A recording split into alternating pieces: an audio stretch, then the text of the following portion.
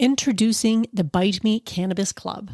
The Bite Me Cannabis Club aims to be an inclusive online space for cannabis lovers. Whether you're simply curious about how cannabis can improve your life or you're fully seasoned, there's always more to learn.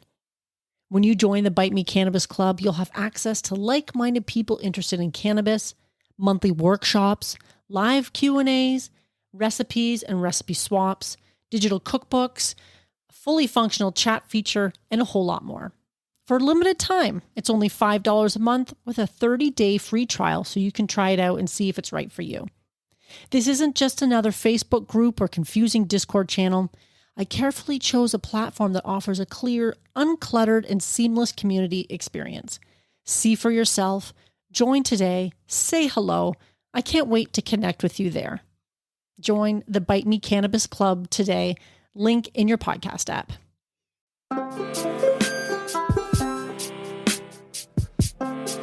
Welcome back, friends. In this week's episode, we're doing coconut almond protein balls. Stay tuned.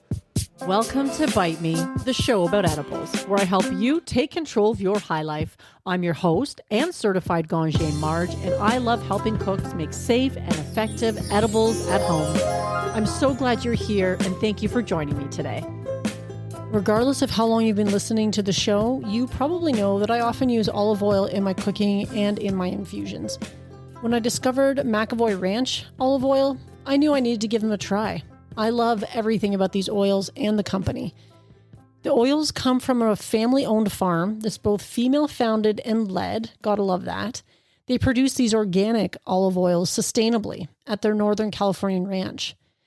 They've just released a delicious signature olive oil collection that includes organic blood orange, award-winning chai spice, and my favorite ginger turmeric oils.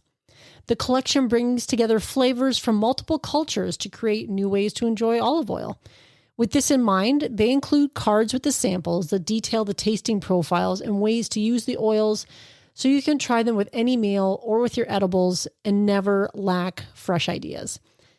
McAvoy Ranch is committed to creating the highest quality, healthy, fresh olive oils that will enhance your cooking in unexpected ways. Enjoy the unique flavors and the well-known health benefits of olive oil by heading over to McAvoy Ranch and enter promo code BITEME15 at checkout to receive 15% off your order today.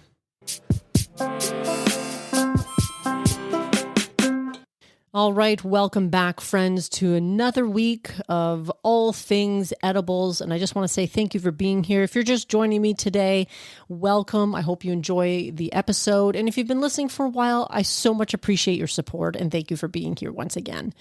Now, before we get into this week's recipe, of course, we have to talk about weed words. So let's start with Rainy Day Woman. When I pick out a weed word, I really like to go to that big list on Wikipedia and see what stands out. A lot of these weed slang terms really kind of stand out to you sometimes, and some of them don't make any sense at all. And I don't know why this one stood out to me, because it's a beautiful summer day here. The temperature is perfect. There's a slight cool breeze. There's no rain in the forecast at all. And yet Rainy Day Woman is the one that stood out to me. And according to some of the descriptions here, Rainy Day Woman was being used as a slang term for a joint. And I don't know if that evokes the idea of a joint. I'm going to go out for a rainy day woman. I'm going to roll up a rainy day woman. I'm going to share this rainy day woman. I don't know. Maybe it's a term that's best used on a gloomy day when you're going to be stepping out onto your front porch or your balcony or your treed spot or your escape room or whatever, your hot box or whatever the case might be for you, and you're going to enjoy Rainy Day Woman. And I guess this was inspired by a Bob Dylan song, which I'm not sure why I didn't realize that at the beginning, except I don't honestly listen to a whole ton of Bob Dylan. I haven't in a long time, but it's from a line in that song, "Everybody must get stoned." And an Instant Pot anthem, apparently, that song came out in 1966, and I guess Time magazine published an article confirming that Rainy Day Woman was being used as a slang term for a joint. In reference to the song's popularity, however, among cannabis users, Dylan told his audience at Royal Albert Hall, it's not a drug song, it's just vulgar. Still, if you multiply the numbers in the song's full title, Rainy Day Woman number 12 and 35, I'm not sure where they're getting those numbers from. You get 420, so you tell us, is what this article says. I don't know. Maybe Dylan didn't feel comfortable enough at the time to come out and just be like, yeah, it's a drug song. Do you have a weed slang term that you really love? Because I would love to hear it and feature it in the show. Send it to me. Send it to me.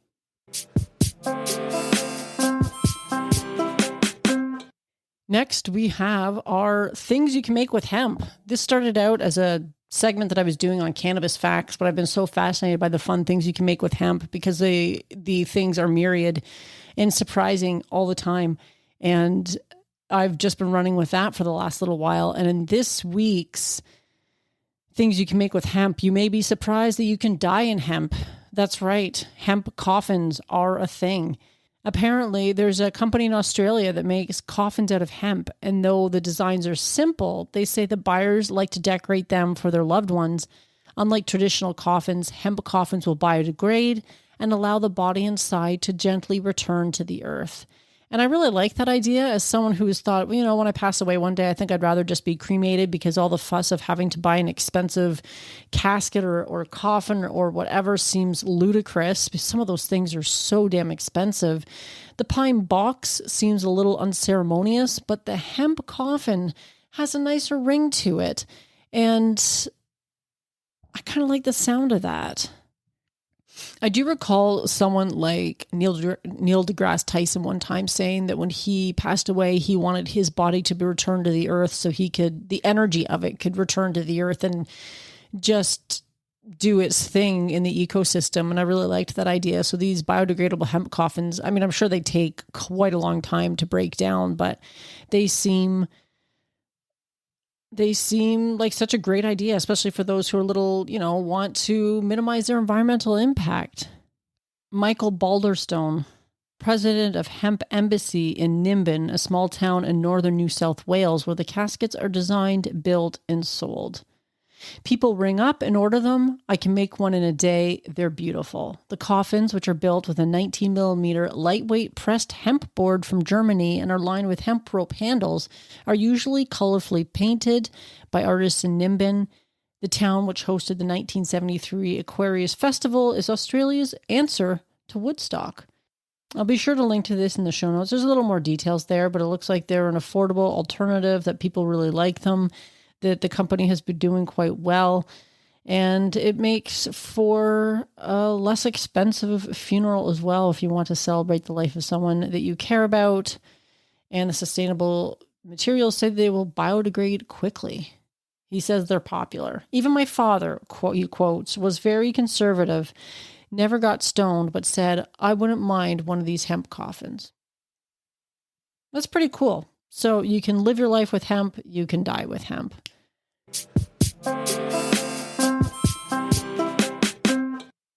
And for this week's recipe. So I picked this recipe from the Levo cookbook. I recently received a Levo 2 oil infuser, and a digital cookbook came along with that and has lots of great recipes. And if you're looking for some inspiration, it's got some fun ones in there. And they break the recipes into categories like most cookbooks do. They have breakfast foods and main courses, drinks and snacks. And I'm going to a cottage for the family vacay at the time of this recording. It'll be in a couple of weeks, and I wanted to bring something tasty to enjoy when I needed a morning boost. So one of my daughters said that she would make breakfast every day, with the caveat that she would only do so when she got up in the morning. I'm currently uncertain of how late of a riser she is when she doesn't have to be at work in the morning. I myself, like many people of my age, doesn't matter how late I stay up, I will get up at the same time every goddamn morning. And it's really annoying sometimes because I can't sleep in. Of course, I have mastered a brief afternoon power nap, which gives me life, but I could stay up until 2 a.m., which is rare. I don't do that very often, but I could stay up super late and it doesn't matter. I'm waking up early the next morning. So I could wake up early and sit around and wait for her to make something delicious and incredible. She's a fantastic cook. I'm very I'm actually quite inspired by her because of the things that she puts together. And she does that she's just so creative in that way, in a way that I'm not. But I could get hangry waiting for her to wake up, or I could just enjoy one of these coconut almond protein balls and enjoy my morning until she gets up and makes something a little more substantial. But these are great for not just if you're going away for something like this, but if you need something quick for when you're on the go. And they're chock full of healthy ingredients. And I did have to admit that I did add some ingredients of my own, but I will share with you what those were. You're supposed to put all the ingredients together in a blender and then mix it in the blender, put it in the fridge before forming into balls. But I found the nature of the thick goo that this creates made it way too difficult for even my Vitamix to slog through, and it kept burning out. So it doesn't really burn out. It just overheats the motor in the blender and then it just shuts off, and you can kind of smell when that's going to happen. And the sound of it doesn't also sound good either.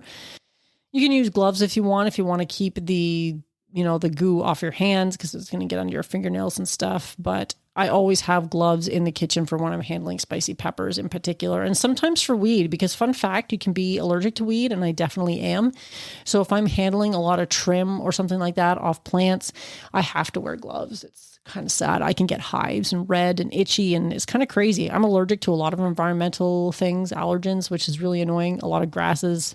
I'm a ragweed season sufferer, hay fever, all that fun stuff. Although funnily enough, it has not been that bad this year, knock on wood, but some years are pretty brutal. So I always have gloves on hand. If any of you have ever handled hot peppers and then touched your eyes, even after washing your hands, what seems like 5 times, you know, because I've done that before too. Even something like a jalapeno pepper, which isn't really even really that spicy. I've washed my hands and then somehow inadvertently touched my eyes, and then my eyes are stinging. I'm like, what the heck? That stuff, oil, is so hard to get off, even when you're using a really good soap.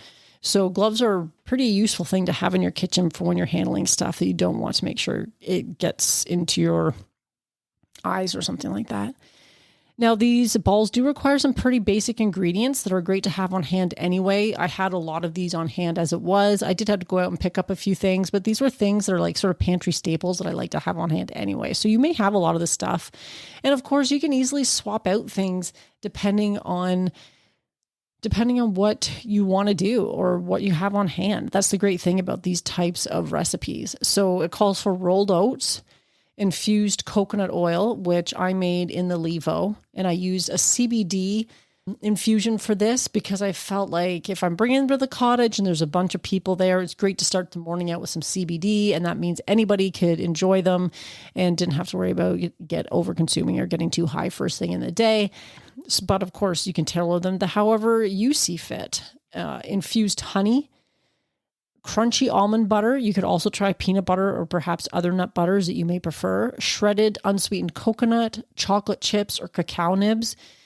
I figured if I'm going to try and keep these healthier, I would go with the cacao nibs. They added a really nice crunch, and cacao nibs are actually really good for you. And I felt like the chocolate chips, it's kind of like you're taking something pretty healthy and then adding in a big shot of like unnecessary sugar and stuff. So the cacao nibs, which have a lot of really good minerals and stuff in them, are a great way to go and really good to have on hand too for other things.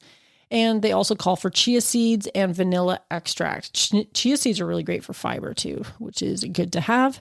And I realized after when I was writing out the show notes when I was writing out the episode outline for this, I realized when I made this, I forgot to add the vanilla extract, but I did add 2 scoops of vanilla whey protein for an added boost of protein because these are like coconut almond protein balls. And I felt like extra protein is always good because it's hard to get enough protein in a day sometimes. And of course, depending on what you might have on hand, you can leave out that protein altogether, or you can substitute it for something else. It might change the flavor a little bit, but I felt like the vanilla would be a nice addition. And because I forgot the vanilla extract, it kind of made up for that anyway.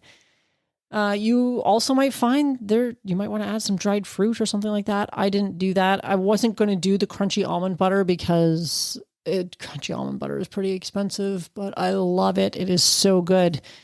But peanut butter is a lot cheaper, so if you want to go that route. But I decided to splurge a little bit. So they taste great. You can pack up a bunch. You can bring them easily with you when you need an energy boost. Plus, you can infuse them a few different ways. So the recipe called for infused coconut oil and infused honey. Now it calls for a cup each, and depending on how strong your infusion is, that's 2 cups of infused items. So you may want to consider, if you want, you can always add a ratio, perhaps 1/2 cup of infused honey to 1/2 cup of regular honey if you choose. If you really want to add a powerful punch to these and add the full cup of each, then you can make these pretty potent if you choose. But that's just if it's more your style. That's what I really like about this recipe though, because there's lots of room to modify that there's lots of room to modify it to whatever you want to do or what your preference is. So I recommend you give them a try. Let me know what you think. They're pretty simple to make. Like I said, if you skip the blender, you don't have to do all that bullshit that I did. If you try this recipe and you like it, please let me know. I'd love to hear how you modified it to suit your needs or to suit whatever was in your pantry. If you know somebody who might enjoy this recipe, please share. And you can talk to me via email or the podcast hotline. You'll find the links to that, I believe, in the show notes. And you can always stay up to date with the news, events, anything else that's going on with the newsletter, which does help keep this episode timeless. And consider using the products and services on the Marge Recommends page, because that really does help support the show. I'm your host, Marge, and until next week, my friends, stay high. Are you tired of trying edibles that are inconsistent in strength and flavor? Attempting to figure out your tolerance? Do you want to take control of your edibles experience and find the optimum combination of factors that results in the best outcome? If so, this edibles journal is perfect for you. The Bite Me Edibles Journal provides a convenient and organized way for you to track and record your edibles experience, whether it's homemade edibles or store-bought. It includes 48 fillable pages. It's sized 8.5 by 11 for plenty of writing space, includes information on calculating the potency of homemade edibles, and it was created by an edibles expert. Whether you're a seasoned edibles enthusiast or just starting out on your cannabis journey, the Bite Me Edibles Journal is an essential tool for anyone interested in enjoying their edibles to the fullest. Take control of your high life with this convenient and helpful resource. Add it to your Amazon cart today. Tap the link in the show notes.